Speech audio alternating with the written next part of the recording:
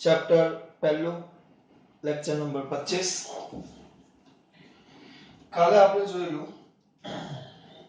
જોયેલું બેટા સમાન વિદ્યુત ક્ષેત્રમાં લેક્ચર 24 માં સમાન વિદ્યુત ક્ષેત્રમાં વિદ્યુત ડાયપોલ પર લાગતું ટોર્ક હવે જોવાનું છે અસમાન વિદ્યુત ક્ષેત્રમાં કેવા દીકરા અસમાન વિદ્યુત ક્ષેત્રમાં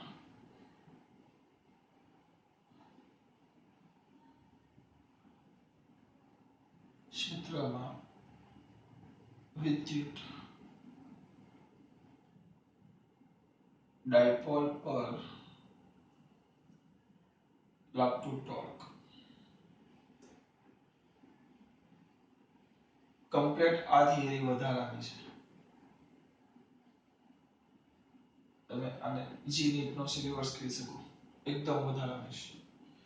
છે એટલે આ ચોપડી નહીં હમણાંની નહીં એના પહેલાની નહીં એના આગળની ટૂંકમાં 10 વર્ષ પહેલા જે ચોપડી આવી એમાં આ થિયરી હતી આ થિયરી એટલે ચલાવું છું કદાચ એકાદ એમસીક્યુ આગળ પાછળ તમને પૂછે છે અસમાન હોય તેનું સૂત્ર દાખલા તરીકે સમાનમાં તો તમે ટોર્કનું સૂત્ર જોઈ લીધું કયું હતું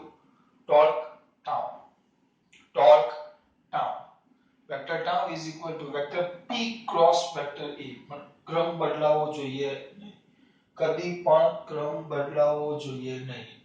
vector tau is equal to vector p cross vector e કારણ કે ક્રમ બદલાય એટલે સદિશ ગુણાકાર છે ક્રમ બદલાય તો આપણો જવાબ બદલાઈ જાય એટલે સદિશમાં ન ચાલે અદિશ હોય તો ચાલે બરાબર છે અસમાન વિદ્યુત ક્ષેત્ર પેલું તો કાલે લીધેલું સમાન વિદ્યુત ક્ષેત્ર લીધેલું હવે જોજો અમુક મેથેમેટિકલ સ્ટેપ લખા બધા સેન્ટેન્સો લખવાની બેસિસ ખાલી થિયરી હતી એટલે મોઢે કરવાની હતી એટલે બધું લખેલું આજે ખાલી મેથેમેટિકલ સ્ટેપ એટલે સૂત્રોની તારવણી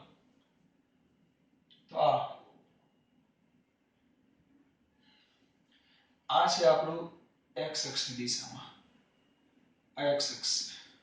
બરાબર હવે આપણું વિદ્યુત ક્ષેત્ર યાદ રાખજો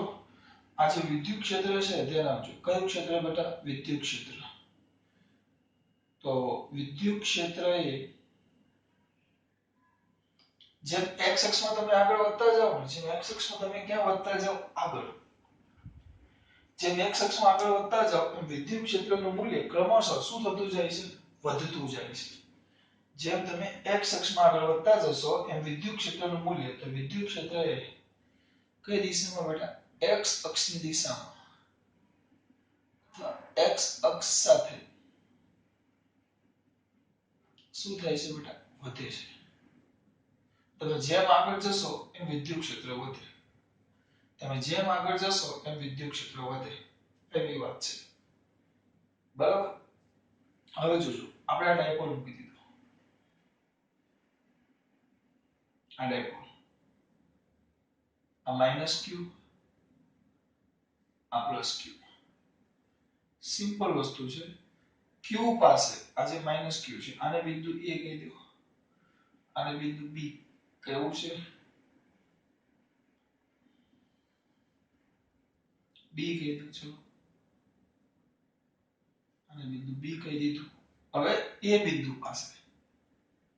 ધ્યાન આપજો a બિંદુ પાસે આપણે લઈએ વિદ્યુત ક્ષેત્ર આપણે લઈ લઈએ કેટલું e ધારી લઈએ વેક્ટર e કયા બિંદુ પાસે e બિંદુ પાસે અહીંયા વિદ્યુત ક્ષેત્ર e છે તો હવે b બિંદુ પકડો તો b બિંદુ પાસે કયું ક્ષેત્ર બેટા વિદ્યુત ક્ષેત્ર વિદ્યુત ક્ષેત્ર સ્વાભાવિક છે હવે જુઓ આ પ્લસ ક્યુ છે આ પ્લસ ક્યુ છે અને આ માઈનસ ક્યુ છે આ બંને વચ્ચેનું અંતર આ પ્લસ ક્યુ થી માઈનસ ક્યુ એટલે 2a થાય બરાબર 2a હવે આ બિંદુ આગળ x અક્ષનો આ બિંદુ આગળ વિદ્યુત ક્ષેત્ર તમે કેટલું કીધું e a બિંદુ આગળ હવે b બિંદુ આગળ b બિંદુ એ x અક્ષમાં કંઈક આગળ છે જો બી બિંદુ એ બિંદુ કરતા થોડે દૂર છે જો આ તમારું જે બી બિંદુ છે એ બિંદુ કરતા થોડે દૂર છે નજીક નથી થોડે દૂર છે એ બિંદુ એ બી કરતા થોડે દૂર છે એટલે જો આટલું દૂર છે બેટા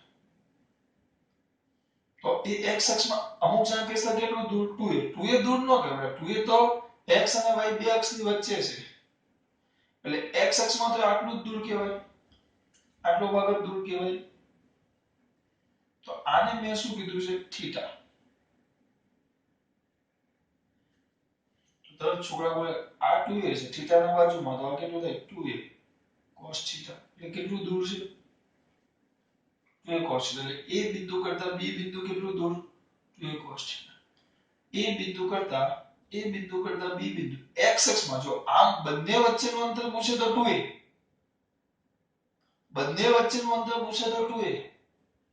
પણ ધ્યાનથી જુઓ x અક્ષની દિશામાં આપણે વિદ્યુત ક્ષેત્ર તો x અક્ષમાં કેટલું દૂર છે આ ખૂણો થીટા લઈએ તો 2a ના બાજુમાં આવે તેને હું કે એને શું કહેવાય બેટા 2a cos થીટા તો એનાથી આગળ છે 2a cos થીટા જો એટલે એનો મતલબ એમ થાય ઈ તો ખરું કારણ કે અહીંયાથી આટલું દૂર એટલે અહીંયાથી આટલું આગળ ઈ તો ખરું જ પણ ઈ કરતા કંઈક વધારે પ્લસ જે હવે લખું છે અગત્યનું છે d/dx into 2a cos theta હું જરા અહીંયા લોહી પી જાય કે સર આવું લખ્યું પછી અમુક તજબ ન હોય ને ગોખી નાખે આ સદિશ સ્વરૂપે લખો તો આને સદિશ સ્વરૂપે લખવું પડશે a પાસે e તો b પાસે b જો b એ કરતા આગળ છે આમ દૂર જાવ તો ક્રોસમાં જોવો તો 2 પણ x અક્ષમાં કેટલો આગળ છે 2a cos થીટા સો e કરતા વધારે કેમ કારણ કે a કરતા દૂર છે સ્વાભાવિક મેં તમને કીધું કે ભાઈ હું અહીંયા જેમ આગળ જતો જાઉં એમ વિચારો કે હું જેમ આગળ જાઉં આમ જેમ x અક્ષ દિશામાં આગળ જાઉં એમ વિદ્યુત ક્ષેત્ર વધે છે તો હું અહીંયા શું ચલો હું અહીંયા છું તો અહીંયા x હોય અહીંયા e હોય વિદ્યુત ક્ષેત્ર થોડોક આગળ આવું તો અંતર મેં કાપ્યું ને આટલું તો એને કારણે e માં કંઈક વધારો થશે વધે છે એવું ચોખ્ખું કીધું છે એટલે વધારો થાય એટલે મેં પ્લસ કરી નાખ્યું પણ સર પાછળ વાત હતી ગયેલા થતી નથી કર્યા જો આને જો વ્યવસ્થિત સમજવાનો પ્રયત્ન કરો તો આ શું છે બેટા d/dx એટલે એને છેદમાં x x તમે બેટા અહીંયા તેના આપણે આવું કરતા v/x અથવા dv/dx લખતા dv/dx પાંચમું ચેપ્ટર તરફ પાંચમું તો 10મું તરલમાં આપણે ભણી ગયેલા આને કહેવાય વેગ પ્રચલન એટલે કોની સાથે અંતર સાથે આપણે એવું લખતા અંતર સાથે વેગમાં થતો ફેરફાર તો એના જેવું જ છે બેટા જો d/dx એટલે અથવા આપણે એક કામ કરીએ બીજું તમને યાદ હોય તો d/t ઝડપ v બરાબર તો એકમ સમયમાં કાપેલું અંતર આપણે એવું લખતા બરાબર અથવા કરેલું સ્થાનાંતર આને શું લખતા બેટા અંતર સાથે વેગમાં થતો ફેરફાર અંતર સાથે વેગમાં થતો ફેરફાર કારણ કે x છેદમાં છે તો અહીંયા એ જ વસ્તુ જો ઉપર પહેલામાં વેગ હતો અહીંયા આપણે શું લખેલું dv/dx તો અંતર સાથે વેગમાં થતો ફેરફાર અથવા એકમ અંતર દીઠ વેગમાં થતો ફેરફાર એમ લખવું હોય તો આ અંતર છે પણ ઉપર શું છે વેગ નથી ઉપર વિદ્યુત ક્ષેત્ર છે હા જેમ તમે આગળ જતા જશો વિદ્યુત ક્ષેત્ર શું થતું જશે બદલાતું જશે આને બે રીતે બે શબ્દમાં લખી શકાય આને કયા બે શબ્દમાં એકમ અંતર દીઠ વિદ્યુત ક્ષેત્ર અથવા અંતર સાથે વિદ્યુત ક્ષેત્રમાં થતો ફેરફાર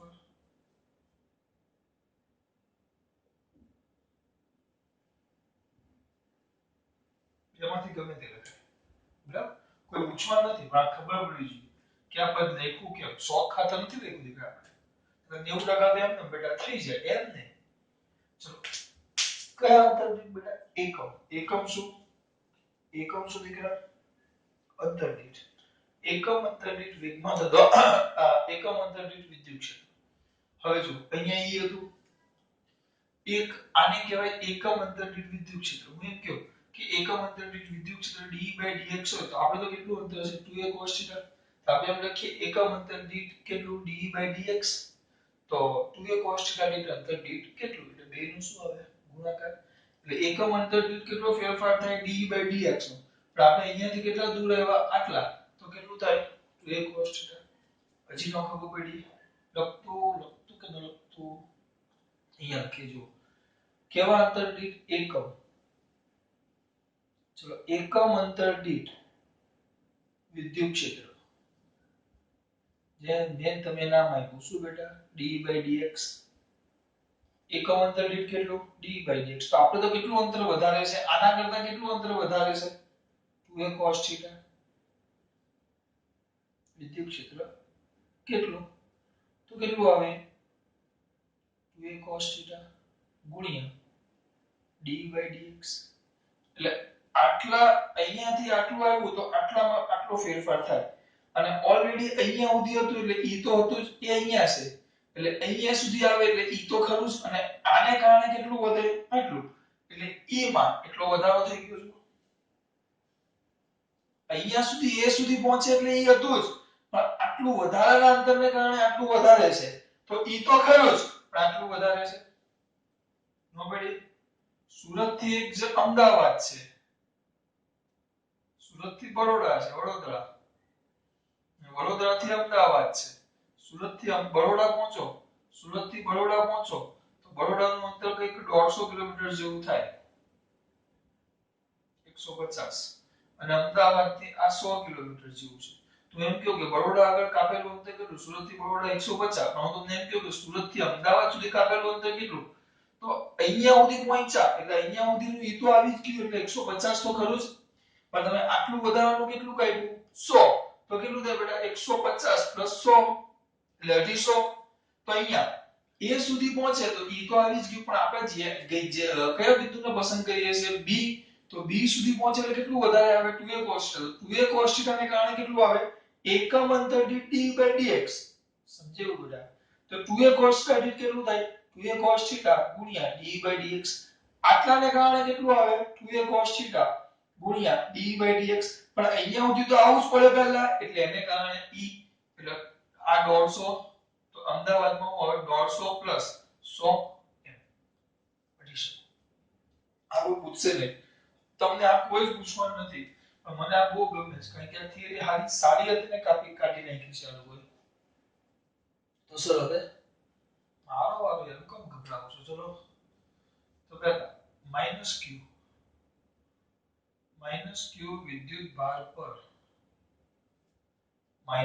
વિદ્યુત ભાર પર લાગતું કયું બળ બેટા? વિદ્યુત બળ. તો એને શું કહેવાય F = QE. આગળ શું આવશે માઈનસ. કેમ? કારણ કે માઈનસ તો કઈ દિશામાં લાગે વિરુદ્ધ દિશામાં. હવે યાદ જ રહેવું જોઈએ વિદ્યુત ક્ષેત્ર એ આ બાજુ છે, આ બાજુ વિદ્યુત ક્ષેત્ર છે, આ બાજુ આવશે QE. વિદ્યુત ક્ષેત્રની ઋણ વીજભાર પર હંમેશા વિદ્યુત ક્ષેત્રને કઈ દિશામાં બળ લાગે વિરુદ્ધ દિશામાં. અને +q વિદ્યુત ભાર પર લાગતું વિદ્યુત બળ. તો શું આવશે બેટા વેક્ટર F આનો વીજભાર કેટલો q અને આ નથી કરવું ટૂંકમાં નથી કરવું મને ખબર નહીં પડશે. Vector E d/dx 2a cos θ. આવ્યું? તો પરિણામી બળ, આપણે પરિણામી બળ શોધવાનું છે, ટોર્ક ને. પરિણામી શું શોધશું બેટા? બળ. ટોર્ક નું કામ આમાં કઈ આવતું નથી. પરિણામી શું શોધવાનું છે? બળ. તો બળનું સૂત્ર શું આવે? બળનું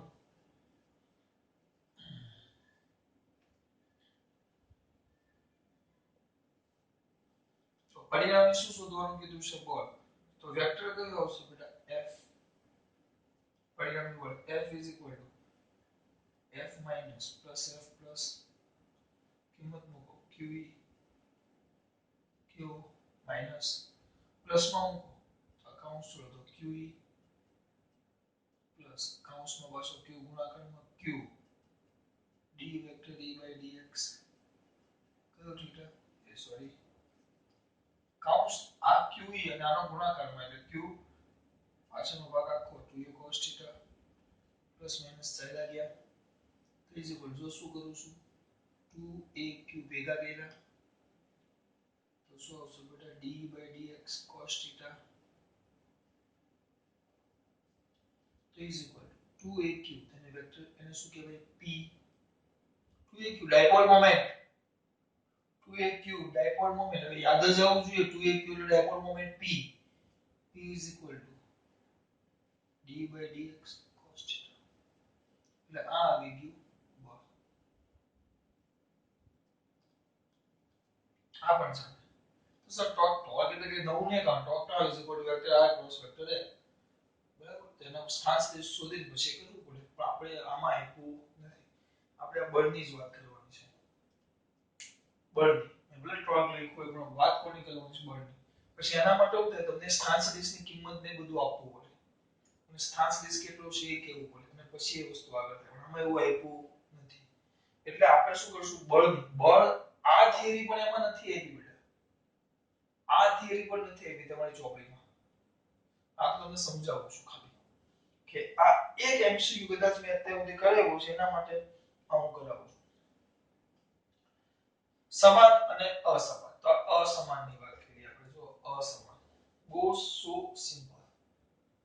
બરાબર આ તમારા માટે છે આ બધું મારા માટે નથી દીકરા એટલે ધ્યાન રાખજો આ બાજુ લાગે -q પર અને +q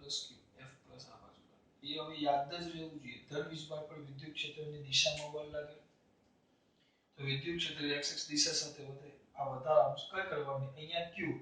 તો અહીંયા કેટલું એના કરતા થોડું વધારે સોરી આ -q પાસે કેટલું e તો અહીંયા કેટલું એના કરતા થોડું વધારે થોડું એટલે એકમ અંતર એટલે આપણે લખવાનું હવે યાદ રહેવું જોઈએ d by dx એટલે અંતર સાથે e માં થતો ફેરફાર પણ આપણે તો કેટલું અંતર છે 2a cos θ તો d by dx 2a cos θ અને સાથે આગળનું તો ખરું જ બધું નીકળી ગયું f માઈનસ તો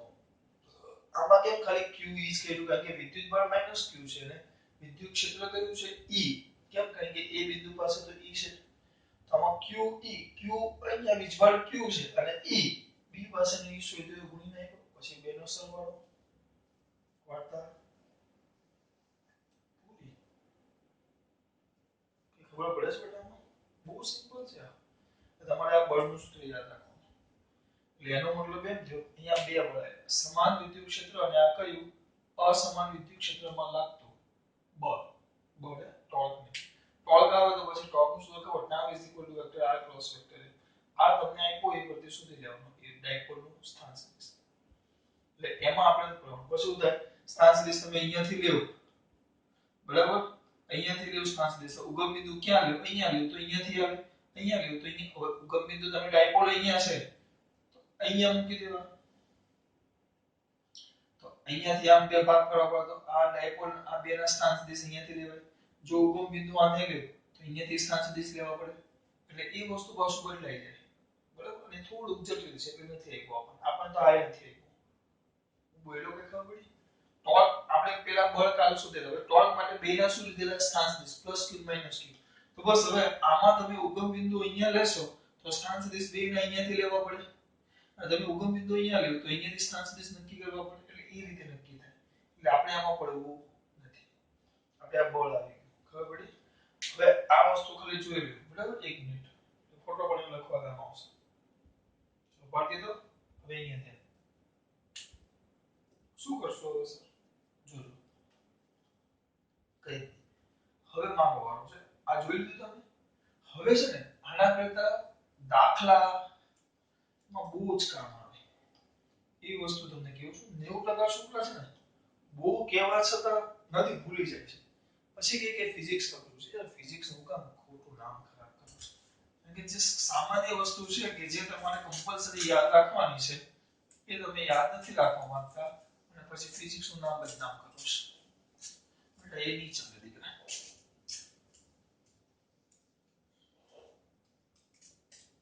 કહી શકશો કેવી?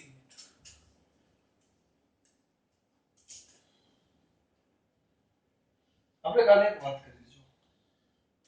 પહેલા સમાન વિદ્યુત ક્ષેત્ર એમસીક્યુ માં બહુ કામ આવશે. ચલો સમાન વિદ્યુત ક્ષેત્રમાં વિદ્યુત ડાયપોલ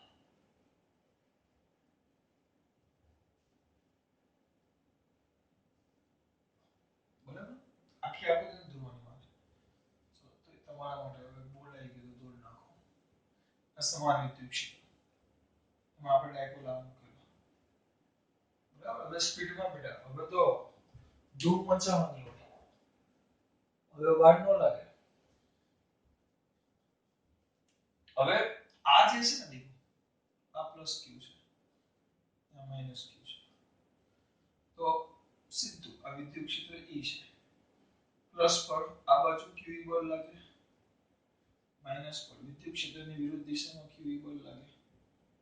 વિચાર્યા વગર લખી નાખવાનું હોય. બળ ક્યુ છે દિશા અલગ છે એટલે એકને પ્લસ કર્યું ને એકને માઈનસ કર્યું. જો કારણ કે મેં E લખ્યું છે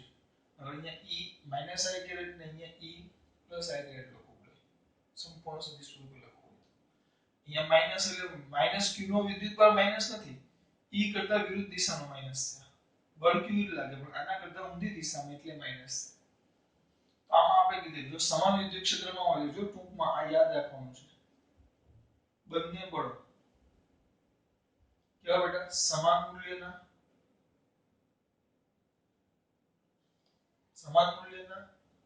અને પરસ્પર કઈ દિશામાં બેટા વિરુદ્ધ દિશામાં. એટલે આ વસ્તુ યાદ રાખવાનું સમાન મૂલ્યના પરસ્પર વિરુદ્ધ દિશામાં અને એક રેખસ્થ સમાન મૂલ્યવાન પરસ્પર વિરુદ્ધ દિશામાં છે બરાબર વિરુદ્ધ દિશામાં છે એટલે એકબીજાની અસર નાબૂદ કરે. ધ્યાન આપજો આ એકબીજાની અસર શું કરે બેટા નાબૂદ કરે. ચલો એકબીજાની અસર નાબૂદ કર્યા એકબીજાની અસર શું કરશે નાબૂદ કરે. એટલે આમાં ધ્યાન રાખવાનું અસર નાબૂદ કરે તો આની અંદર બળ કેવું શૂન્ય બળ શૂન્ય તો રેખીય ગતિ ન કરે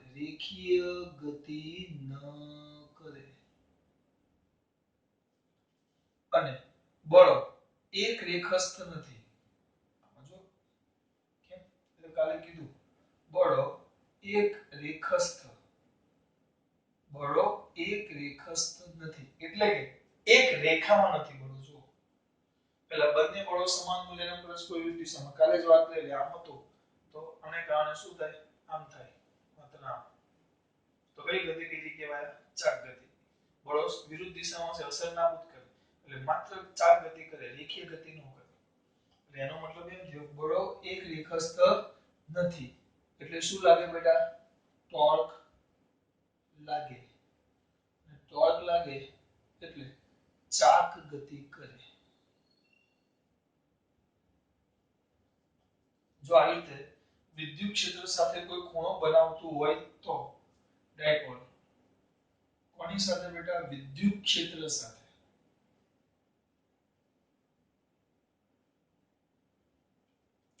ડાયપોલ વિદ્યુત ક્ષેત્ર સાથે કોઈ ખૂણો બનાવે ત્યારે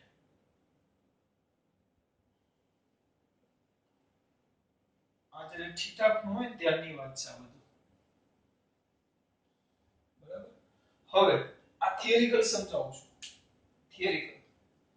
એટલે આ રીતે ખૂણો બનાવે જો આ વિદ્યુત ક્ષેત્ર E છે તેની સાથે ખૂણો થીટા બનાવે છે ત્યારની વાત છે આ ત્યારની વાત છે. બંને બળો સમાન હોય અને પરસ્પર વિરુદ્ધ દિશામાં એટલે એકબીજાની અસર શું કરે નાબૂદ કરે. એટલે બળ શૂન્ય એટલે જો સમાન વિદ્યુત ક્ષેત્રમાં બળ શૂન્ય તો રેખીય ગતિ ન કરે. હા પણ એક રેખસ્થ નથી એટલે ટોર્ક લાગે અને ચાક ગતિ કરે. પણ જો વિદ્યુત ક્ષેત્રને સમાંતર થઈ જાય કોને આ જે છે એ વિદ્યુત ક્ષેત્રને સમાંતર એટલે આમ વિચારો ચલો આમ છે હવે આપણો ડાયપોલ વિદ્યુત ક્ષેત્રને સમાંતર થઈ જાય આ રીતે આ પ્લસ q અને આ માઈનસ q તો થીટા ક્યાં તો 0 થાય ક્યાં તો થીટા કેટલું થાય 180 તો કયો જો વિદ્યુત ક્ષેત્રને સમાંતર વિદ્યુત ક્ષેત્રને સમાંતર ડાયપોલ ગોઠવાય આ રીતે તો યાદ રાખજો બળ તો હવે આમ હતો જોજો આમ હતો તો આમ થઈ ગયું હવે સમાંતર થઈ ગયું તો હવે તો કાઈ ન થઈ ગયું પતી ગયું તો બળે 0 અને ટોર્કે 0 એટલે રેખીય ગતિ ન કરે અને ચાક ગતિ પણ ન કરે વિદ્યુત ક્ષેત્રને સમાંતર ગોઠવાય તો બળ 0 ટોર્ક 0 કારણ કે બંને એક રેખાસ્થ થઈ ગયા જો એટલે પ્લસ QE આ બાજુ અને માઈનસ QE આ બાજુ એટલે બંને બળો સમાન મૂલ્ય પરસ્પર વિરુદ્ધ દિશામાં એટલે બળ 0 અને પાછા એક રેખાસ્થ એટલે ટોર્ક પણ કેવું 0 તો બળ 0 તો રેખીય ગતિ એ ન કરે અને ચાક ગતિ પણ ન કરે બેમાંથી એકે ગતિ ન કરે ત્યારે એટલે આ યાદ રાખવાનું સમાંતર ગોઠવાય તો બધું વ્યવસ્થિત લખવાનું સમાન વિદ્યુત ક્ષેત્રમાં વિદ્યુત ડાયપોલ તો વિદ્યુત ક્ષેત્ર સાથે કોઈ ખૂણો બનાવે ત્યારે એટલે આપણે કીધું કોને બળ સમાન મૂલ્ય પરસ્પર દિશામાં એટલે એક રેખા એકબીજાની અસર નાબૂદ કરે એટલે બળ 0 એટલે રેખીય ગતિ ન કરે પણ એક રેખાસ્થ નથી એટલે ટોર્ક લાગે એટલે ચાક ગતિ કરે પણ જેવું સમાંતર ગોઠવે એટલે પછી થોડી જગ્યાએ લીટી છોડી પછી આ લખવાનું હેડિંગ આટલું દોરવાનું એના નીચે લખવાનું કે બળ 0 નથી કે સોરી બળ 0 વિરુદ્ધ દિશામાં છે રેખીય ગતિ ન કરે અને એક રેખાસ્થ આમાં એક રેખાસ્થ નથી ને એક રેખાસ્થ છે ટોર્ક પણ 0 ચાક ગતિ પણ ન કરે આ સમય એવું સમાન પછી અસમાનમાં લઈએ તો હમણાં જ છે અસમાન વિદ્યુત ક્ષેત્ર તમારા દીકરા બૂમો પાડી કહેશે કે ભાઈ આમ હતું અસમાન આમ હતું આ માઈનસ q આ પ્લસ q માઈનસ q અને પ્લસ q આના પર આ બાજુ બળ કેટલું લાગતું qe માઈનસ qe અને આના પર બળ કેટલું લાગતું qe હવે તો મોઢે જોવું જોઈએ બેટા q કાઉન્સમાં વિદ્યુત ક્ષેત્ર કયું e ગોખવાનું હોય e વત્તા ફેરફાર d/dx અને અંતર 2a cos θ એટલે અહીંયા જોજો અસમાન વિદ્યુત ક્ષેત્રમાં અત્યારે કઈ ખૂણો θ બનાવે છે આ વિદ્યુત ક્ષેત્ર સાથે θ ખૂણો બનાવે જો e સાથે આ e સાથે કેટલો ખૂણો બનાવે છે θ e અચળ નથી e આમ જેમ વધે છે એટલે એનો મતલબ એમ થયો અત્યાર સુધી કેવું હતું હું જેટલું આ બાજુ ખેંચતો ને એટલું આમ ખેંચતો એટલે આમ થઈ જાય જેટલું આમ ખેંચું એટલું આમ ખેંચું એટલે આમ થઈ જાય પણ હવે ઉપરનું બળ વધારે છે અહીંયા જો અહીંયા આ બળ વધારે છે F પાસે સોરી પ્લસ q પાસે અને માઈનસ q નું બળ ઓછું એટલે આ પ્લસ q છે ત્યાં બળ વધારે છે આ માઈનસ q છે ત્યાં બળ ઓછું છે તો હવે કરો ખેંચો આ બળ વધારે લગાવવાનું નો બળ જોજે આ બળ વધારે લગાવવાનું તમે જાતે કરશો બે જણા તો વધારે મજા આવે એક બળ વધારે એક ઓછું તો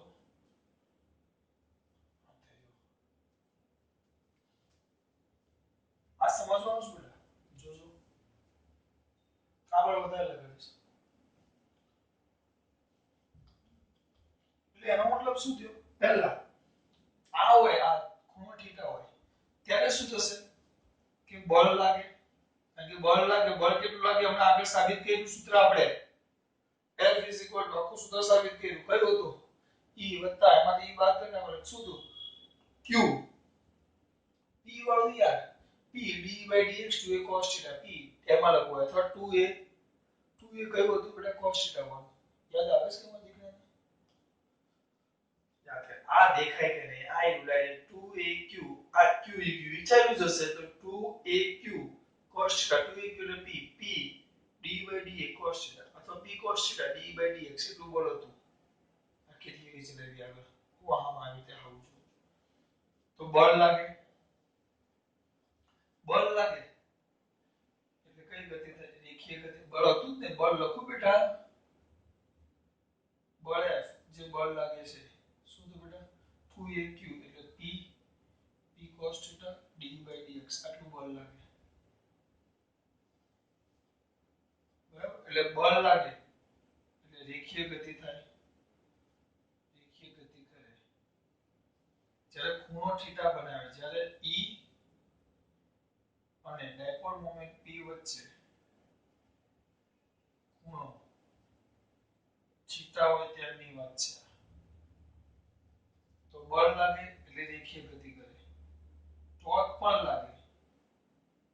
એટલે ચાપ ગતિ કરે જો મેં બે સમજાવ્યું તમને બરાબર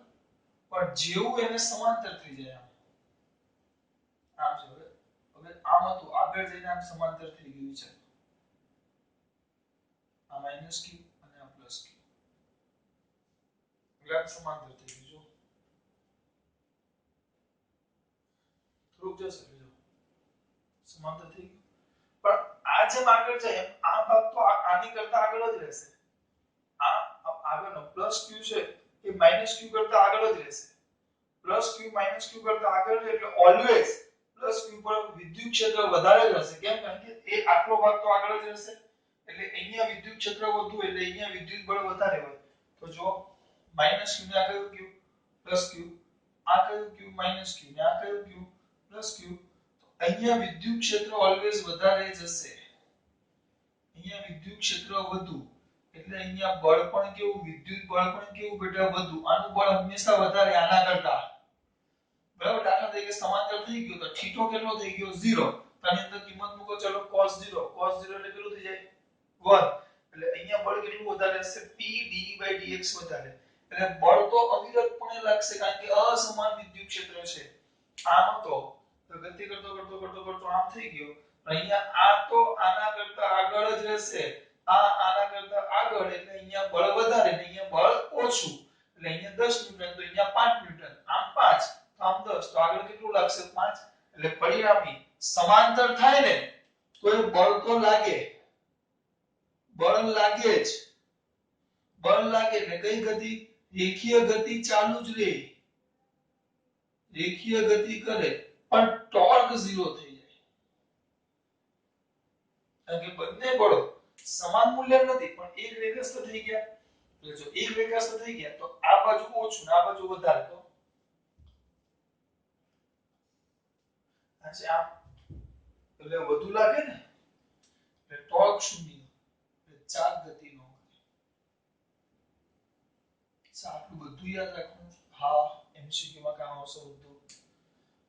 તમે બધું સમજે હું તો ખાલી આટલું જ યાદ રાખું સમાન વિદ્યુત ક્ષેત્ર જો હું કેટલું યાદ રાખું પૂરું હે બંને બળો સમાન મૂલ્યના પરસ્પર વિરુદ્ધ દિશામાં એકબીજાની અસર ના બોધ કરે એટલે રેખીય ગતિ ન કરે પણ એક રેખાસ્થ નથી સમાન મૂલ્યના વિરુદ્ધ દિશામાં એટલે એકબીજાની અસર નાબૂદ કરે એટલે પરિણામી બળ કેટલું 0 એટલે રેખીય ગતિ ન કરે પણ એક રેખાસ્થ નથી એટલે ચાપ ગતિ કરે એટલે ચાપ ગતિ કરે થઈ ગયું પણ જેવું સમાંતર ગોઠવાય એટલે પરિણામી બળ અને ટોર્ક બંને 0 જો પૂરું એ જો સમાન મૂલ્યના પરસ્પર વિરુદ્ધ દિશામાં એટલે એકબીજાની અસર નાબૂદ કરે એટલે બળ 0 અને રેખીય ગતિ ન કરે પણ એક રેખાસ્થ નથી એટલે ટોર્ક લાગે એટલે ચાપ ગતિ કરે પણ જેવું સમાંતર ગોઠવાય જાય તો બંને બળ અસર નાબૂદ કરે સામસામે એટલે અસર પણ નાબૂદ કરે બળ પણ 0 અને એક રેખાસ્થ એટલે ટોર્ક પણ 0 એટલે રેખીય ગતિ ન કરે ચાપ ગતિ ન કરે પહેલા રેખીય ગતિ ન થાય પણ ચાપ ગતિ થાય પછી તો એ કે ન થાય સમાંતર થઈ જાય પછી બહુ સિમ્પલ છે પછી આમાં જોજો આ બળ વધારે ને આ બળ ઓછું જોજો આમ જ યાદ રાખવાનું રેખીય ગતિ કરે ચાપ ગતિ કરે પણ જેવું સમાંતર થાય પછી માત્ર કઈ ગતિ કરે રેખીય સમાંતર ન હોય ત્યાં સુધી રેખીય ચાપ બંને સમાંતર ન હોય ત્યાં સુધી જો રેખીય આગળ જાય છે અને ગોળે ફરે છે રેખીય અને ચાપ ગતિ બંને પણ જેવું સમાંતર થાય પછી માત્ર કઈ ગતિ રેખીય ગતિ થીટો હોય તો બળ લાગે એટલે રેખીય ગતિ કરે ટોર્ક લાગે એટલે ચાપ ગતિ કરે પણ જેવું સમાંતર ગોઠવાય જાય એમાં વિદ્યુત ક્ષેત્ર બળ અહીંયા વધારે છે એટલે પછી બળ તો લાગશે જ. થીટા 0 કરો તો બળ તો લાગશે જ એટલે રેખીય ગતિ તો કરે જ. હા પણ ટોર્ક કેવું થઈ જશે નીચા ગતિનો કરજો બેટા. હું કહે કે આનો ભણાવે છે ને હું ભણાવે છે જ ખબર પડતી. આ બધું ભણાવ્યું છે, ડાયપોલ ભણાવ્યું, વિદ્યુત ક્ષેત્ર ભણાવ્યું, વિદ્યુત બળ ભણાવ્યું, બરાબર? આટલું કેટલું બધું ભણાવ્યું. વિદ્યુત ક્ષેત્ર ભણાવ્યું, વિદ્યુત બળ ભણાવ્યું, ડાયપોલ ભણાવ્યું, વિદ્યુત ભાર ભણાવ્યું. આ બધું અમારા વ્યવહારમાં તો કોઈ કામ આવતું જ નથી.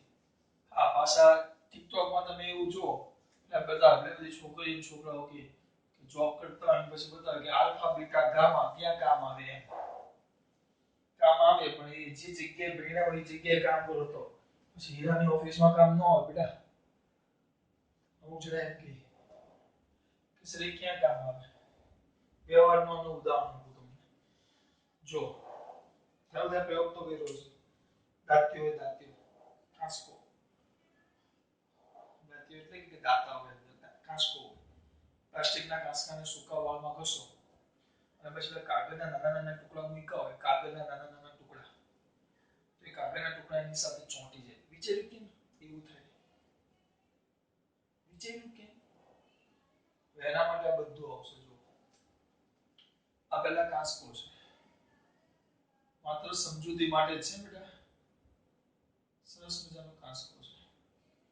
અમુકને બેટા તમને ગમે ન ગમે પણ આપણી પાસે આ જ કંપનીનો કાંસકો છે, અમુકને પાછું નહીં ગમશે.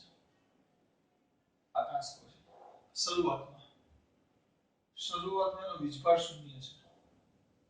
Q0 છે. કારણ કે મેં કઈ કર્યો નથી. હવે કાંસકાને વાળમાં ઘસું છું. કાંસકો એટલે પ્લાસ્ટિક, વાળ એટલે ઊન. પ્લાસ્ટિકની ઊન સાથે ગળો તો આપણે પડી ગયા કારે ધનિયા પફ લે પ્લાસ્ટિક લે ત્યારે ઘસો એટલે કોને બેટા કાંસકાને વાળમાં ઘસતા શું થાય ગયું? એટલે અહીંયા કેવું હોય છે જ્યારે ઘસેલો ન હોય ને પછી વાળમાં ઘસી 2 મિનિટ અને અહીંયા તમે કાગળનો ટુકડો મૂકી દો એક જ મૂકો છો તો કાગળના ટુકડામાં જેટલા ધન એટલા ઋણ જેટલા ધન એટલા ઋણ છે બધા. એટલે કાગળના નાના નાના ટુકડા એ વિદ્વાનની દ્રષ્ટિએ કેવા હોય તટસ્થ. હવે કાંસકાને કોની સાથે ઘસું? વાળ સાથે. કાંસકાને વાળ સાથે ઘસતા શું થાય બેટા કયો? તો આ કાંસકો છે એટલે હવે થોડુંક